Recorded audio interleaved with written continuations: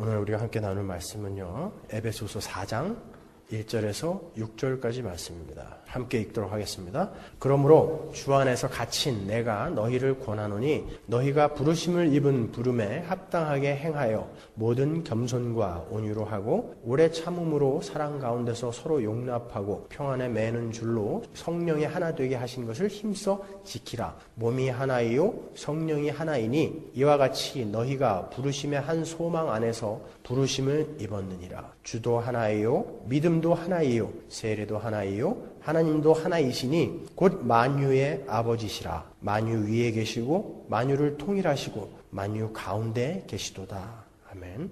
1절 보시면 너희가 부르심을 입은 부름에 합당하게 행하라 그럽니다. 우리가 이 부르심에 대해서는 수요일 날 자세히 살펴봤죠. 여러분 수요 성경 공부에 나오시지 못하는 분들이요, 항상 그 테이프를 꼭 들으셔야 됩니다. 제가 지금 의도적으로 주일하고 수요일 설교를 맞물려서 계속 가고 있어요. 그렇기 때문에 여러분이 수요일 설교를 안 들으시고 그냥 주일 거를 들으시면 여러분이 혹시 이해가 안 가는 부분이 있으실지도 모릅니다. 수요일 날은 오히려 제가 시간을 더 갖고 깊이 다루고 있기 때문에 수요일 설교를 꼭 듣고 오셔야 돼요. 거기서 우리가 부르심의 소망이 무엇인지에 대해서 자세히 살펴봤죠. 그 부르심에 합당하게 행해서 뭘 하라고 그러냐면 하나 되게 하신 것을 힘써 지켜라 그래요. 하나 되게 하신 것을 힘써 지켜라. 왜요? 몸이 하나고 성령이 하나고 또 너희가 부르심의 한 소망 안에서 부르심을 입었고 주도 하나고 믿음도 하나고 세례도 하나고 하나님도 하나이시니까 너희는 하나됨을 꼭 지켜라. 이렇게 바울을 통해서 하나님이 우리에게 요구하고 계시다고요. 우리가 계속해서 교회론을 살피고 있습니다. 교회론 6번째 시간이고요. 교회의 본무 3번째 시간입니다.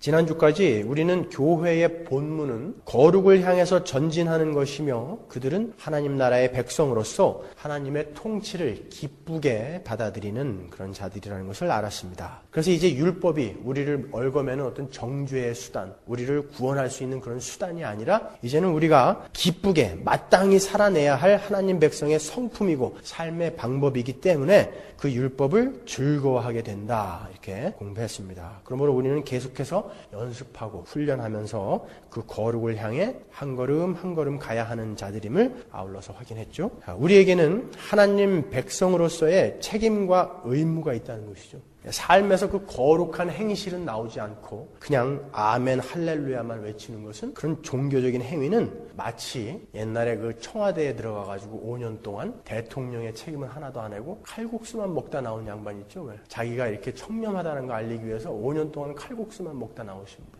대통령이면 거기에 맞는 일을 했어야죠. 책임을 졌어야죠. 칼국수만 먹다 나오면 어떻게 해요? 국민들이 먹을 솥단지까지 얻다가 다 팔아먹고 말이죠. 나라가 이 꼴이 되고 말았죠. 요즘 교회가 그런 행위들을 한다는 거예요. 그냥 자기가 이렇게 훌륭한 신앙인이라는 것을 남에게 보이기 위한 어떤 형식, 경건의 모양 형식은 아주 그냥 풍년인데 정말 우리 안에서 나와야 할 그 거룩한 행실과 삶은 발견하기가 힘들다는 것이죠. 여러분, 영성이라는 게 뭡니까? 영성 하는데 영성이 뭐예요 도대체? 어떻게 정의하고 계세요? 신령하다는 게 뭐예요? 그냥 기도하면 팡팡 넘어가는 게 신령하고 영성 있는 건가요? 뭐가 영성이에요, 여러분? 기독교가 우리에게 이야기하고자 하는 핵심이 뭡니까? 하나님과 죄인과의 화목이에요. 영성이라는 것, 신령하다는 것은 그 하나님과 화목된 자로서 얼마만큼 살아내느냐가 영성이에요. 그냥 뭐 40일 금식하고 새벽기도 나는 하는데 이게 영성이 아니라고요. 그 삶에 하나님과 화목된 자로서의 행실이 나오느냐가 바로 영성이며 그것이 신령한 사람인 것입니다. 교회는 하나님 나라의 모델로 이 땅에 서 있어야 하고 그 나라를 증거하는 자들입니다. 그러면 우리가 드러내야 할 하나님 나라의 대표적인 특징이 뭐예요? 지난주에 제가 말씀드렸죠? 국가의 3요소 중에 가장 중요한 것이 하나님의 주권, 하나님의 통치라고 그랬죠. 여러분, 한국에 있는 그 미 대사관은 어느 나라입니까? 미국이에요. 거기는 주한 미군 그 영내에서 한국 법이 통용되는 줄 아세요? 거기는 조지 부시가 통치하는 미국이에요. 영토는 한국 땅에 있지만 거기는 조지 부시가 통치하기 때문에 거긴 미국이라고요. 그 안에는. 이렇게 국가의 3요소 중에 가장 중요한 것은 통치권이에요. 주권. 영토도 아니고 백성도 아니라고요. 그러면 그 통치가 있는 곳에는 반드시 뭐가 있어야 된다고요? 거기에 항복하는 순종이 있어야 된다고 그랬죠. 그래서 우리는 하나님 나라를 증거하고 하나님 나라를 보이면서 살아야 되는 자이기 때문에 우리가 하나님의 뜻에 순종하는 모습을 세상에 보여야 된다는 거예요. 그게 마땅히 우리가 이 땅에서 살아내야 하는 삶인 것입니다. 그 순종의 당위성에 대해서 제가 오늘 조금만 더 강조를 하고 오늘 본론으로 넘어가도록 하겠습니다. 우리가 교회론 첫 시간에 공부한 마태복음 16장 이야기를 다시 한번 여러분께 상기시켜 드리겠습니다. 예수님께서 베드로와 그의 고백 위에다가 교회를 세우시겠다고 말씀하셨습니다. 그리고 그 교회에 하나님 나라의 열쇠까지 주셨어요. 그리고 너희들이 매면 하늘에서도 매고 너희들이 풀면 하늘에서도 푼다라는 어마어마한 권세까지 주셨단 말이죠. 그리고 나서 20절에 뭐라고 이야기하시냐면 이에 제자들을 경계하사 자기가 그리스도인 것을 아무에게도 이르지 말라 하시니라. 아무에게도 이르지 말라 그러세요. 왜 그랬을까요? 예수님께서. 분명 하나님 나라의 도래라든가 그 개인 구원에 관한 주님의 구속 사건 그리고 그분의 순환에 대해서는 공생의 초기부터 예수님이 직접 계속 말씀하셨다고요. 언급하셨어요. 니고데모에게도 거듭나야 하나님 나라에 들어갈 수 있다. 그리고 내가 노뱀처럼 달려야 된다. 이렇게 자기의 순환을 미리 예고하셨단 말이에요. 그런데 유독 하나님 나라 건설을 위해서 요구되는 이 교회의 설립에 대해서는 예수 그리스도의 순환 때까지 비밀에 붙이라고 함구령을 내리셨단 말이에요. 왜 그러셨을까요? 여러분, 순환이 뭡니까? 순환이라는 것은 하나님의 뜻에 철저한 순종을 한 것, 그 순종의 백미가 바로 그 순환이란 말이에요. 교회는 바로 그 순종을 전제하지 않고는 세워질 수 없다라는 것을 알려주기 위해서 그때까지 예수님께서 하나님의 뜻에 철저하게 완벽하게 순종하신 그 십자가까지는 교회에 대해서 언급하지 말라는 거예요. 혹시 오해될 수 있기 때문에. 이렇게 교회는 무슨 업적 쌓고 사업을 성공시키는 것이 아니라 하나님의 뜻에 순종하는 것이 바로 교회인 것입니다. 순종하지 않는 자들은 교회가 아니라는 것입니다. 오늘 본문에서도요. 너희가 부르심을 입은 부름에 합당하게 행하여 너희의 하나 되게 하심을 지켜라 그런다고요. 비슷한 구절이 빌립보서 1장 27절에 이렇게 나옵니다. 너희는 그리스도의 복음에 합당하게 살라 그래요. 합당하게. 여기에서 쓰인 이 합당하게 악시오스라는 말은 의복에다가 사용하는 말이었어요. 이 악시오스는요. 젊은이들에게 어울리는 옷이 있고 또 나이 드신 분들에게 어울리는 의복이 있다고요. 80 먹은 할머니께서 빨간 미니스커트에다가 망사 스타킹을 신고 다니면 어떻게 되겠어요? 그거 안 어울리죠. 우리 재현이가 고쟁이만 맨날 입고 다녀도 그거 이상하잖아요. 그런 자기에게 맞는 의복, 합당한 어울리는 의복이 있다고요. 그리스도인들에게 어울리는 옷이 있는데 그것이 바로 거룩이며 순종의 옷이란 말이에요. 의의 흰 옷. 우리는 마땅히 합당하게 그 옷을 입고 있어야 된다는 것입니다, 여러분. 하나님의 말씀에 전적으로 순종을 하게 되면 우리는 어떤 사람이 되죠? 거룩한 사람이 되는 거예요. 하나님의 말씀에 완전히 순종하는 그 삶이 거룩이라고요. 그러니까 거룩과 완전한 순종의 삶은 똑같은 거예요. 우리가 이걸 오해하고 있기 때문에 문제들이 생기는 거예요. 우리는 교회의 본질이 하나님의 뜻에 순종하는 것이라는 것을 놓치면은 신앙생활을 하면서 하나님의 최종적인 계획, 그분의 뜻, 그분의 요구, 통치권 이런 것보다 나의 기쁨, 나의 행복으로 신앙을 정의하게 되기 때문에 그래요. 그래서 교회 일도 자기 만족, 자기의 기쁨, 자기의 행복, 자기 자랑을 위해서 하게 되는 거예요. 그런 사람들 많죠? 여러분 주변에서도 보면은. 로마서 10장 2절로 갑니다. 내가 증거하노니 저희가 하나님께 열심히 있으나 지식을 좇은 것이 아니라 하나님의 의를 모르고 자기 의를 세우려고 힘써 하나님의 의를 복종치 아니하였느니라. 열심히 하는 게 능사가 아니라는 거예요. 자기 의를 세우고 자기 기쁨과 만족을 위한 것은 복종치 아니한 거라는 거예요. 사도 바울의 그 하나님을 향한 열심이 어떻게 나타났습니까? 그리스도인들을 때려 죽이는. 그래서 예수님이 왜 나를 핍박하느냐라고 이야기했을 정도로 그런 결과를 초래했다고요. 사무엘이 사울에게 한 유명한 말이 있죠. 순종이 제사보다 낫다. 사울은 나름대로 열심을 부린 거예요. 하나님에게. 아말렉하고의 전쟁에서 하나님이 가서 다 때려 죽이라고 그랬어요. 진멸하라 그랬다고요. 그랬더니 사울이 어떻게 했습니까? 하나님께 제사를 드리기 위해서 살찐 가축들은 살려갖고 왔어요. 아말렉 왕 아각도 살려갖고 왔어요. 왜요? 하나님께 열심을 부린 거예요. 자기 생각대로. 그랬더니 사무엘이 뭐라 그럽니까? 당신이 아무리 당신 뜻대로 하나님에게 열심을 부리고 하나님을 섬기겠다고 하더라도 하나님의 뜻에 순종하지 않은 것이면 그건 다 꽝이라는 거예요. 사울이 실제로 거기에서 왕권을 상실하게 된 거죠.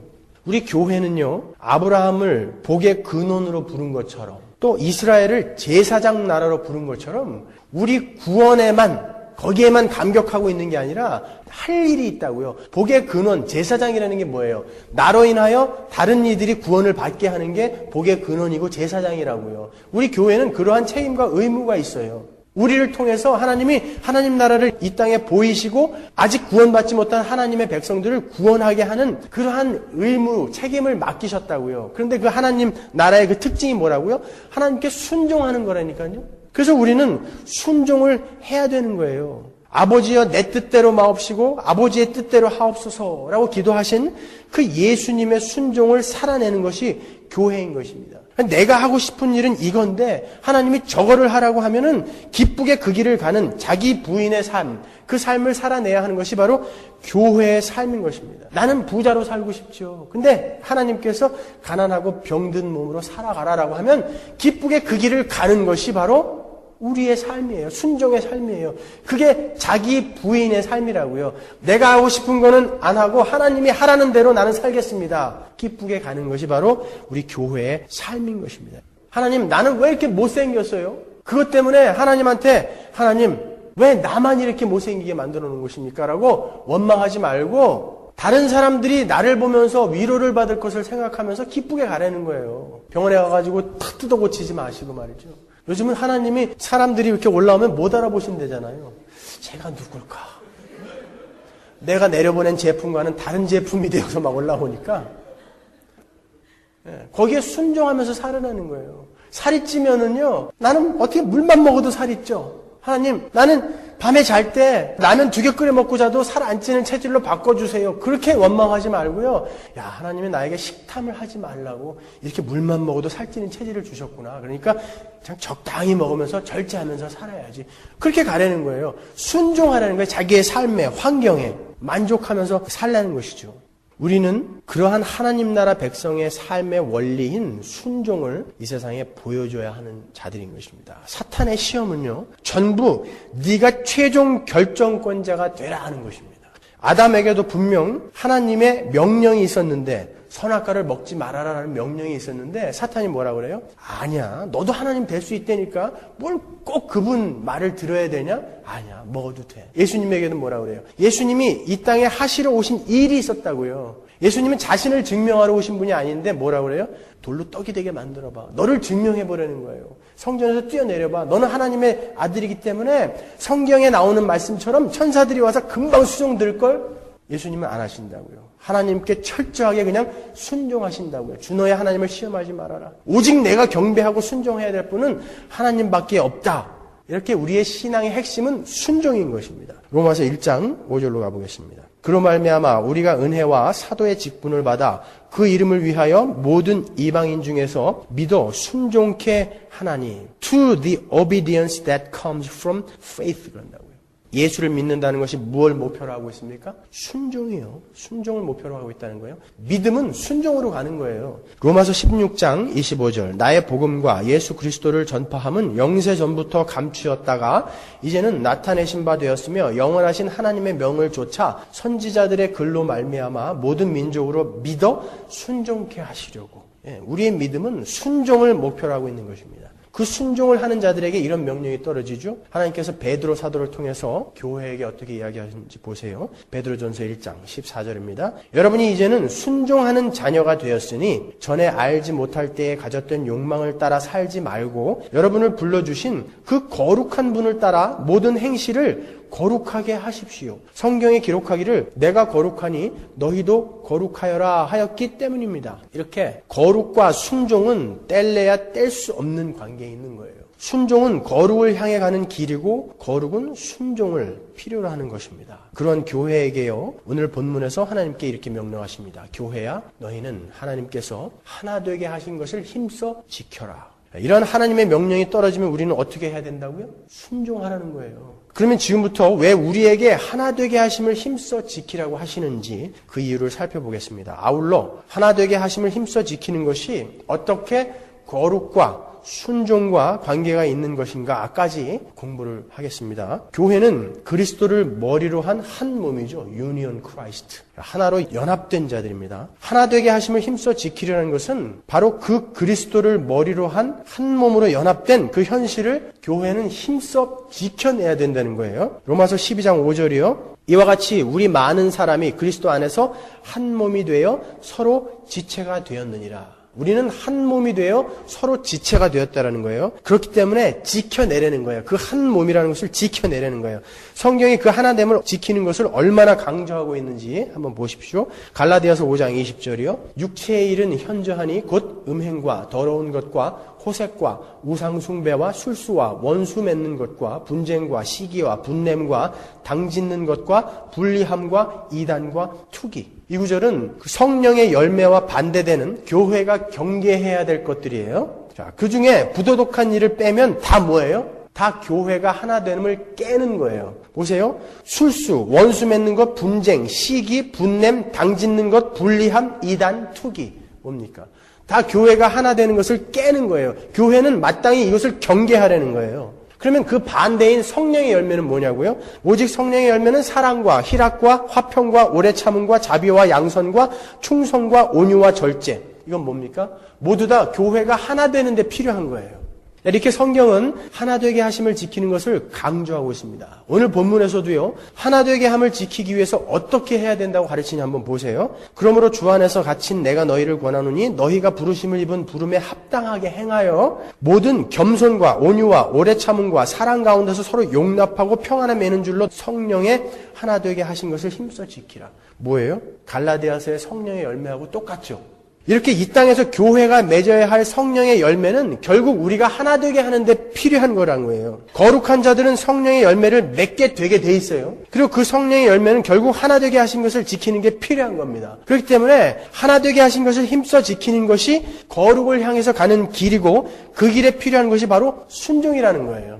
왜 하나됨이 지금 순종과 거룩과 관련이 있는지 제가 설명을 해드린 거예요, 지금. 고린도전서 6장 1절로 가보십시오. 여러분 가운데서 어떤 이가 다른 사람을 걸어 소송할 일이 있을 경우에 성도들 앞에서 해결 지으려고 하지 않고 불의한 자들 앞에서 소송한다고 하니 그럴 수 있습니까? 여러분은 성도들이 세상을 심판할 것임을 알지 못합니까? 세상이 여러분에게 심판을 받겠거늘 여러분에게 가장 작은 사건 하나를 심판할 자격이 없겠습니까? 여러분은 우리가 천사들도 심판할 것임을 알지 못합니까? 교회가 천사도 심판하게 되는 거예요, 여러분.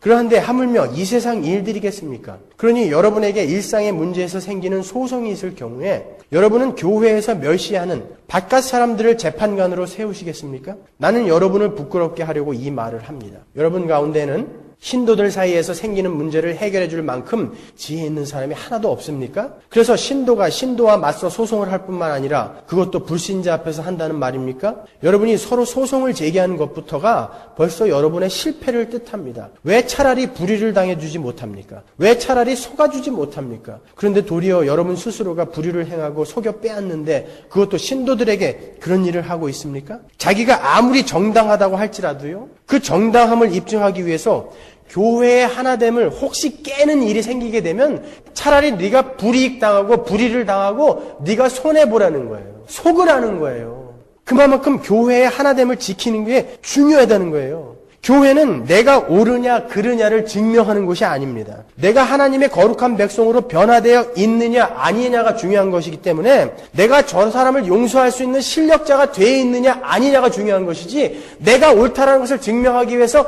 죄를 벌주자 이게 교회가 아니라는 거예요. 교회의 목적, 교회의 본무가 무엇인지를 알게 되면 우리가 교회 안에서 그 끊임없이 일어나는 분쟁과 시기 질투를 해결할 수 있는 것이죠. 분명 교회 안에서도 다른 사람으로 하여금 자신이 감당할 수 없을 만큼 그런 시험이 올 때가 있습니다. 왜요? 서로 자라있는 단계가 다르기 때문에 그래요. 그때에 확 관계를 깨고 싶은 그런 시험이 올 수가 있다고요. 우리는 그런 시험을 통해서 뭘 배워야 되냐면은 용서와 인내와 사랑과 온유 같은 그런 하나님 나라의 성령의 열매, 거룩한 백성의 성품을 그것으로부터 배우는 거예요. 그런 시험이 올 때마다 그 관계를 깨버리면 어떻게 그걸 배우겠어요, 여러분? 고통이 없이 어떻게 인내를 배웁니까? 미운 놈이 없이 어떻게 사랑과 온유를 배우냐고요. 우리는 그것을 배워가는 게 이 땅에서의 교회의 본무라고요. 학교에서 선생님이 어떤 문제를 시험 문제로 내죠? 누구나 다 할 수 있는 그런 쉬운 것을 시험 문제로 내지 않아요. 학생들이 제일 모를 것 같은 거, 그리고 가장 이해하지 못했을 것 같은 것을 시험 문제로 낸다고요. 그거는 선생님이 학생을 골탕 먹이려고 그런 게 아니에요. 그 학생의 그 약점을 보완하고요, 모르는 것을 알게 해서 보다 나은 실력을 키워주기 위해서 그가 못할 것 같은, 못 풀 것 같은 시험 문제를 내는 거예요. 교회에서도 꼭 마찬가지예요. 꼭 그렇게 시험이 온다고요. 내가 다른 것은 다 할 수 있는데 야, 이것만은 아직 부족해. 그러면 하나님이 꼭 그걸 들고 오신다고요. 야, 저 인간만 없으면 교회 생활 진짜 편할 텐데 그러면 꼭 그 인간과 나와 무슨 일을 하게끔 만드신다니까요. 거기에서 배우라는 거예요. 꼭 우리 교회 안에는 인생 채찍 사람 막대기가 있게 된다고요. 왜요? 이 교회가 하나님의 궁극적인 목적이 아니에요. 이 교회라는 훈련소를 통해서 하나님 나라를 건설하는 게 목적이라고요. 그렇기 때문에 이 안에서는 완전할 수가 없어요.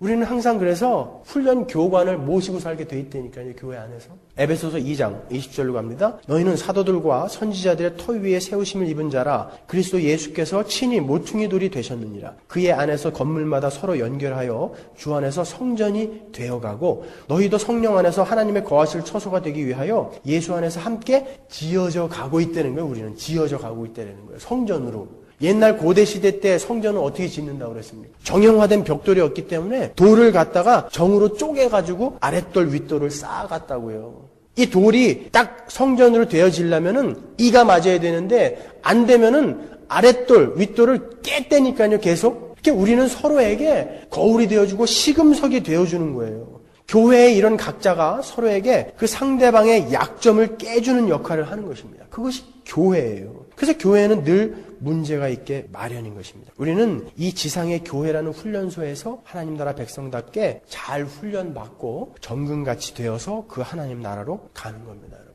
저는 운동을 좋아해요.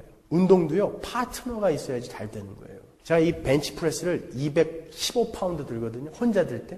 근데 옆에서 누가 스팟이 뭐 이렇게 들어주는 게 아니라 손가락만 살짝 대주는 거예요. 정 안 될 때 살짝 손가락을 대주는 거예요. 그러면 제가 240파운드 들어요. 그거는 그 사람이 날 도와준 게 아니라 이 파트너가 있다는 것 자체가 우리에게 힘을 준다고요. 마라톤도 마찬가지예요. 자기랑 비슷한 라이벌이 함께 뛰어줘야 신기록이 생기는 거예요. 우리는 그래서 교회라는 무리로 구원을 받은 거예요. 성경에선 개인적인 구원을 이야기하지 않아요. 교회라는 무리로 구원을 하신 거예요. 이 안에서 너희들은 거룩한 자로 지어져 가라는 거예요. 그래서 우리는 무리예요. 교회. 가르칠 교, 모일 회. 교회. 그래서 하나님은 네가 정당하다고 하더라도 손해나 불이익을 감수하고라도 하나됨을 꼭 지켜내라는 것입니다. 조그만 일만 있으면 여기는 아닌가벼. 그리고 그냥 깨버리면 평생 그 사람은 못 배워요. 거룩한 자로 지어져 갈 수가 없어요. 교회는 그렇게 하나 되게 하심을 지킴으로써 자신의 거룩을 만들어가는 거예요. 그렇게 실력자가 되어서 제한적이나마 천국의 모습을 세상에 보여주며 사는 것이 교회인 것입니다. 그러면 하나 되게 하심을 힘써 지켜내다 보면은 거기에서 사랑과 온유와 인내가 자라게 된다고요. 우리는 그것을 또 배우게 되는 거예요. 그러한 성령의 열매들이 맺혀지게 되면 하나 되게 하신 것이 더욱더 이렇게 또 굳건히 되는 거예요. 이렇게 계란이 먼저냐 닭이 먼저냐 이런 것을 따질 수 없는 것 같이 거룩과 순종과 하나 되게 하심을 지켜내는 것은 하나님 나라 백성의 삶의 본질이며 핵심이며 의무이며 책임이며 본무인 거예요. 아니 같은 이야기를 하고 있는 거예요. 그게. 서로 하나 되게 하심을 지키면 순종할 수 있게 되고 순종할 수 있게 되면 거룩하게 되는 것이고 우리가 마땅히 해야 할 교회의 본무예요. 그것이. 그래서 우리는 시기나 다툼, 분냄, 당짓는 것, 질투, 원수 맺는 것 이런 것을 지양하고 서로 사랑하며 섬김으로 하나 되게 하심을 지켜내는 거예요. 어떨 때는 이를 악물고 사랑해 보는 거예요. 어떨 때는 이를 악물고 섬겨 보는 거예요. 그냥 뒤에 가서 욕하고 어떻게 하면 저 왼수를 다른 사람들한테 한번 망신을 줘볼까 이런 거 교회에서 그런 거 하는 거 아니란 말이죠. 갈라디아서 6장 1절 보세요. 조금 구체적으로 제가 그 방법을 제시해 드리겠습니다. 형제들아 사람이 만일 무슨 범죄한 일이 드러나거든 신령한 너희는 온유한 심령으로 그러한 자를 바로잡고 내 자신을 돌아보아 너도 시험을 받을까 두려워하라. 교회 안에서 형제가 범죄를 하게 되면 너희가 서로 바로 잡아주라는 거예요. 이 바로 잡다, 카탈티조 옛날에 한번 설명해 드렸어요. 이 말은 완성시키다, 수리하다라는 말이에요. 그러니까 correct의 뜻이 아니라고요. 너 잘못했어 임마. 거기에서 끝나는 게 아니라 restore라는 거예요. restore. 그 사람이 완성품으로 될 때까지, 고쳐질 때까지 네 수고를 거기에다 보태내는 거예요. 팔이 부러지면 그렇지 않아도 이 힘든 목, 이 돌을 이고 있으니 얼마나 무겁겠어요. 거기에다가 이 기부스를 해서 거기다가 또 묶으라는 거예요. 이 팔이 다 나을 때까지 도우라는 것입니다. 다리가 부러지면요, 두 팔아 네가 좀 목발을 짚는 수고를 해라. 저 다리가 다 나을 때까지. 그게 바로 잡다, 카탈티조의 이야기라고요. 서로 도우라는 것입니다. 당연합니다. 왜요? 우리는 한 몸이기 때문에요. 그래서 우리는 서로 도우면서 자라가야 하는 거예요. 그것이 바로 예수님의 삶에 동참하는 것이고 천국 백성의 삶인 것입니다. 고린도후서 8장 9절입니다. 여러분은 우리 주 예수 그리스도의 은혜를 알고 있습니다. 그리스도께서는 부요하나 여러분을 위해서 가난하게 되셨습니다. 그것은 그분의 가난하심으로 여러분을 부요하게 하시려는 것입니다. 남을 위해서 나의 가진 것을 나누고 나는 가난하게 되는 것이 바로 예수님의 삶이었어요.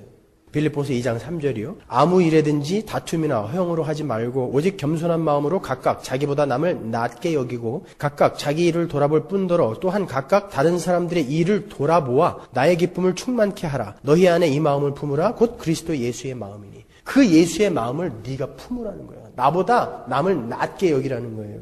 다른 사람들의 일을 돌아보는 그 예수의 마음. 참 제가 이런 이야기 하면서도 왜 하나님이 나에게 이런 악역을 맡기셔가지고 저도 그냥 여러분들에게 예수 믿으면 잘 먹고 잘 살고 만사형통 건강 다 잘 됩니다, 여러분. 그러니까 기도하십시오. 헌금 풍성하게 하세요. 하나님이 100배로 갚아주실 겁니다. 이러면 참 이치에도 맞고 얼마나 좋아요. 그런데 여러분 것을 나누어서 여러분은 가난해지고 남이 부자가 되게 만드십시오. 성경이 그렇게 이야기하고 있는 걸 어떡합니까? 네 것을 나누어서 다른 사람이 부자가 되게끔 그런 삶을 살으라고 이야기한다고요. 너희는 세상의 빛이니까 빛처럼 살아내라고 그런다고요. 그런데 요즘은 어떻게? 빛은 빛인데 전부 레이저 광선이에요. 맞으면 죽어요. 빛인데. 그래서 자꾸 인기가 없어져요, 제가. 고린도전서 12장 11절 보십시오. 이 모든 일은 같은 한 성령이 행하사 그 뜻대로 각 사람에게 나눠주시느니라. 교회에 필요한 모든 것은 교회에다가 다 나눠주셨다는 거예요. 그래서 각각이 교회 안에서 제 역할만 제대로 수행해내면 우리 교회는 부족한 것 없이 갈 수 있다는 거예요. 근데 그게 자기 건 줄 알고 자기만을 위해서 쓸 때 교회가 제대로 갈 수 없는 거예요. 우리는 하나님으로부터 선물을 받죠. 그걸 은사라고 그래요. 그 은사가 어떤 것이? 지식, 물질, 건강 여러 가지가 있다고요. 그것을 하나님은 어떤 목적에 쓰라고 우리에게 위임해 주신 거예요. 그래서 우리를 청직이라고 그러죠. 영어로는 매니저라고 한다고요. 어떤 목적이에요, 그것이? 교회가 거룩한 백성으로 잘 지어져 갈 수 있게끔 교회의 각 구성원에게 그 교회들이 자라갈 수 있는 필요한 것들을 나눠줬다는 거예요. 그러니까 그 중에는 배고픈 자들이 있을 테니까 그들의 허기를 채워줄 수 있게 누구에게는 빵을 많이 주었어요. 어떤 사람은 잘 이해를 못하는 사람들이 있으니까 어떤 사람들에게는 지혜를 많이 준다고요. 어떤 사람들에게는 힘을 쓸 자리에 힘이 필요하니까 힘을 주기도 하고요. 그런데 그 빵이 전부 지 건 줄 알고 혼자 먹는 사람, 그런 사람들 때문에 그 배고픔들이 해결되지 않는 거예요. 하나님이 사랑이 필요한 사람들에게 사랑을 베풀려고 사랑을 선물로 주셨는데 지 혼자 꼭 싸고 있고 지 식구들만 안달복달하고 위하고 있으면 사랑이 필요한 사람들이 계속 사랑에 굶주리게 된다는 거예요. 힘이 필요한데 이 힘을 자기만을 위해서 쓰게 되면 그 사람들이 여전히 도움의 손길을 기다리게만 된다는 거예요. 하나님은 우리에게 필요한 것들 골고루 성령을 통해서 다 나눠주셨다는 거예요. 그러니까 너희들에게 준 그것들을 너희들은 한 몸이니까 피가 흘러야 될 거 아니에요. 우리 지체들이 갖고 있는 것들이 각 지체로 흘러가야 될 거 아니에요. 그래야지 몸이 살아나는 것이고 자라나야 되는 거 아닙니까? 이게 꼭 지 것만 갖고 있으면 이 팔은 지 혼자 커질지 몰라도 그건 뭐예요? 만화에 나오는 주먹대장 안에 주먹만 있다 하는 큰 거. 그래서 나누라는 거예요. 히브리서 13장 16절로 갑니다. 오직 선을 행함과 서로 나눠주기를 잊지 말라. 이 같은 제사는 하나님이 기뻐하시느니라. 이러한 제사는 하나님이 기뻐하시느니라. 종교적인 행위, 너희들을 자랑하기 위한 경건의 모양 그런 거 말고 서로 도우라는 거예요. 서로 나눠줘라. 그것이 내가 기뻐하는 제사다. 예배되라는 거예요. 그게. 하나님이 말씀하십니다. 사탄은 늘 뭐로 우리를 시험한다고요? 네가 최종 권위자야. 매니저 아니야 너. 네가 사장이야. 그러는 거예요. 그러니까 네 거니까 네 마음대로 해. 그러는 거예요. 하나님은요. 아니야. 그건 다 내 거야. 너는 매니저야. 내가 너한테 맡긴 거야. 매니저가 사장이 시키는 대로 하지 않으면요. 파이어 되는 거예요. 그러니까 조심하세요, 여러분. 분명 하나님께서 우리에게 사랑, 온유, 희락, 화평, 오래 참음, 자비, 불쌍히 여김, 긍휼, 선을 행함, 열심, 대접, 물질, 건강 골고루 나눠주셨어요. 여러분 혼자 가지라고 주신 거 아닙니다. 교회가 자라갈 수 있게끔 나누라고 주신 거예요. 사도행전 20장 35절이요. 범사에 너희에게 모본을 보였노니 곧 이같이 수고하여 약한 사람들을 돕고 또 주 예수의 친히 말씀하신 바 주는 것이 받는 것보다 복이 있다 하심을 기억하여 할지로다. 기가 막힌 말이죠. 주는 것이 받는 것보다 복이 있다라는 거예요. 복이 있는 자, 복 있는 자는 천국이 저희 것이다. 복 있는 자는 뭐예요? 산상수훈이죠.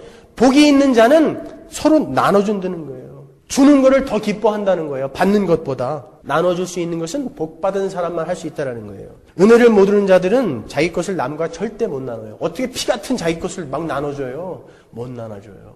나눠줄 수 있는 사람은 복받은 자, 교회들만 할 수 있는 것입니다, 여러분. 주어본 사람만이 그게 복되다는 것을 알아요. 자기 것으로 말미암아 상대방이 살아나는 것을 본 사람은 그 희열을 잊지 못한다니까요. 여러분 아침에 혹시 어떤 사람이 자기가 바빠 죽겠는데 말이죠. 옆 사람이 친절하게 먼저 가세요. 그리고 뭐 손을 흔들어주고 웃어주면 얼마나 하루가 즐거워요. 하루가. 하나님은 여러분 보고 그런 사람이 되라는 거예요. 하나님은 오늘도 나에게 그렇게 웃어주는 사람 10명을 보내주십시오가 아니라 네가 100명에게 그런 기쁨을 줄 수 있는 사람이 되라는 거예요. 하나님은 우리에게 너희가 그 사람이 되라는 거예요. 다른 사람들이 너희를 보고 즐거워지고 기뻐지게 너희는 그런 삶을 살으라는 거예요. 우리 학생들에게 성경을 좀 더 잘 깊이 가르쳐주기 위해서 없는 도 쪼개서 책 사러 갈 때 느끼는 기쁨. 학비 없는 사람에게 다는 못 도와주지만 조금씩 도와주면서 그가 그것으로 힘을 얻고 용기를 얻는 그 모습을 생각하면서 느끼는 그 희열. 배고픈 사람, 가난한 우리 교인들에게 어떻게 고기 한 번 먹여줬으면서 장을 보러 가는 그 마음, 거기에서 느끼는 희열 같은 것을 여러분이 아시냐고요. 그 삶을 살으라는 거예요, 우리한테. 내 형제 자매들을 통해서 나의 유익을 채우는 것이 무슨 수를 써서라도 내 필요한 것을 하나님께 받아 챙기는 게 교회가 아니라 진짜 그리스도인들, 교회의 복은 내 것을 나눠줄 때 느낄 수 있는 거예요. 세상 사람들의 복은 happiness예요. happiness. 그것은 happen에서 나온 말이죠. 우리들의 복은요, blessing이에요. blessing은 bleeding에서 나오는 거예요. 피 흘리는 데서 나오는 거예요. 그게 우리의 복이라니까요. 복받은 자들은 반드시 그런 삶을 살게 되어 있습니다. 몸은 여러분 살아있어야 되는 거예요. 몸이 살아있다는 것은 각 부분이 제 역할을 제대로 할 때 살아있는 것입니다. 우리가 우리의 역할을 제대로 못 해내면 세상에 우리는 불구인 모습을 보이는 거예요. 불구인 모습을. 그래서 우리는 우리에게 맡겨주신 것을 나눠야 하는 것입니다. 요한일서 3장 17절로 갑니다. 누가 이 세상 재물을 가지고 형제의 궁핍함을 보고도 도와줄 마음을 막으면 하나님의 사랑이 어찌 그 속에 거할까 보냐. 궁핍하고 가난한 사람이 있는데 도와줄 마음이 생기지 않으면 그 사람은 하나님 믿는 사람 아니라는 거예요. 에베소서 4장 28절이요. 도적질하는 자는 다시 도적질하지 말고 돌이켜 빈궁한 자에게 구제할 것이 있기 위하여 제 손으로 수고하여 선한 일을 하라. 일을 하래요. 근데 왜 일을 하라고요? 가난한 자들에게 도와줄 것이 있기 위하여 일을 하려는 거예요. 하나님이 우리에게. 그래서 사도행전의 그 초대교회에는 천국을 상징했던 그 초대교회는 핍절한 사람이 없더라라고 사도행전 4장에 나오는 거예요. 그게 교회의 모습이라고요. 우리는 그 하늘나라를 세상에 보여주며 살아야 하는 자들인 것입니다. 그래서 서로 도와야 되는 거예요. 잠언 17장 5절에 보면요. 가난한 사람을 조롱하는 것은 그를 지으신 분을 모욕하는 것이다. 여러분 자기가 좀 많이 가졌다고 가난한 사람 모욕하지 마세요. 얼마나 능력 없고 게으르면 저렇게 가난할까. 그러지 마시라는 거예요. 친구들끼리 모여서 밥 먹을 때 야, 저 새끼는 왜 맨날 밥값도 안 내냐? 그러지 말란 말이에요. 그냥 슬쩍 뒤에 가갖고 대신 밥값을 내줄 수 있는 실력자가 되라는 거예요. 사람들 앞에서 망신 주고 조롱하지 말라는 거예요. 돈은 있다가도 없고 없다가도 있는 거예요. 수천만 불 갖고 있다가 하루아침에 홈리스 될 수 있는 거예요, 여러분. 뻐기지 마세요, 그거 가지고. 그건 중요한 거 아니에요. 하나님의 뜻에 맞는 삶을 살아가는 자가 되어 있느냐 아니냐가 그게 중요한 거예요, 여러분. 우리 교회에도요, 가스비가 없어서 교회 못 오는 아이들이 있어요. 우리 교회에도요, 밥값이 없어서 친구들 못 만나는 애들이 있어요. 나가서 돈 내야 되는데 자기 돈 캐시가 없으니까. 여러분, 우리 교회에도 잠잘 곳이 없어서 학교 시작을 못하는 애들이 있다니까요. 우리 교회에도요, 학비가 없어서 지금 학교를 다음 학기를 해야 되느냐 말아야 되느냐 그런 아이들이 있다고요. 여러분, 제가 여러분들에게 건축 헌금하라고 그런 말 하지 않겠습니다. 제가 여러분들에게 무슨 선교비 보내자 헌금하라고 이야기하지 않겠습니다. 그렇게 설교한 적도 없고요. 오히려 제가 여러분들에게 아직 여러분이 참된 신앙인이 되지 않았으면 헌금하지 마십시오. 그건 아무것도 아닙니다. 그런 돈 교회에 들어와 봐야 사고만 생깁니다. 그렇게 설교는 했죠. 그러나 여러분, 우리 지체들이 홀로 시들어가고 있는 모습이 보일 때 여러분은 헌금에 힘쓰셔야 돼요. 그들을 도우셔야 됩니다. 돌아보셔야 돼요. 고린도후서 8장 1절로 가겠습니다. 형제자매 여러분, 우리는 하나님께서 마케도니아 여러 교회에게 베푸신 은혜를 여러분에게 알리려고 합니다. 마케도니아 여러 교회가 어떻게 사셨는지 보세요. 이것은 무슨 동화책에 나오는 얘기도 아니고 이솝 우화에 나오는 이야기도 아니고 신앙의 선배인 교회들이 살다 간 모습이에요. 2절, 그들은 큰 환난의 시련을 겪으면서도 기쁨이 넘치고 극심한 가난에 쪼들리면서도 넉넉한 마음으로 남에게 베풀었습니다. Extreme poverty.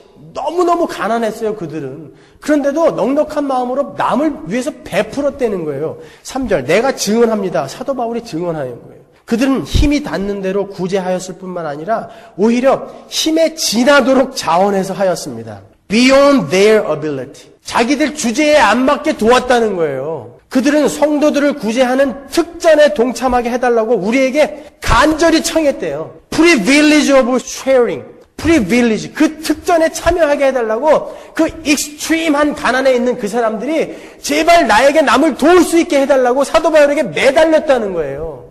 그게 교회의 모습이라는 거예요, 여러분. 해도 되고 안 해도 되는 게 아니라 우리는 반드시 그 삶이 나와야 된다는 거예요. 이게 동화책에 나오는 얘기가 아니라니까요. 우리 신앙의 선배들이 살다간 모습이라고요. 왜 그렇게 나누어야 하느냐? 13절부터 나오죠. 나는 다른 사람들을 편하게 하고 그 대신에 여러분을 괴롭게 하려는 것이 아니라 평형을 이루려 합니다. 지금 여러분의 넉넉한 살림이 그들의 궁핍을 채워주면 그들의 살림이 넉넉해질 때에는 그들이 여러분의 궁핍을 채워줄 수도 있을 것입니다. 그리하여 평형을 이루는 것입니다. 이것은 성경에 기록하기를 많이 거둔 사람도 남지 않고 적게 거둔 사람도 모자라지 않았다 한 것과 같습니다. 이게 천국이에요. 그래서 광야에서도 하루치 만나밖에 안 주신 거예요. 많이 거둔 자도 그냥 그 하루치, 적게 거둔 자도 그 하루치. 그게 천국이기 때문에 너희들은 그렇게 살으라라는 거예요. 초대교회는 이렇게 남을 도울 수 있는 복된 자리에, 그 참된 복된 자리에 자기도 참여할 수 있게 해달라고 간청하면서 살았다고요. 여러분, 하나님의 교회이신 여러분,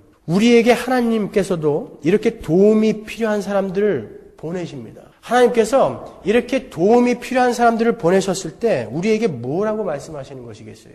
교회야, 내 자녀들아, 이제 너희들의 진가를 보여줄 때가 됐다. 네 것을 나누어서 저들을 좀 도와봐라. 그래서 세상을 향해서 하나님 나라의 모습을 좀 보여줄래?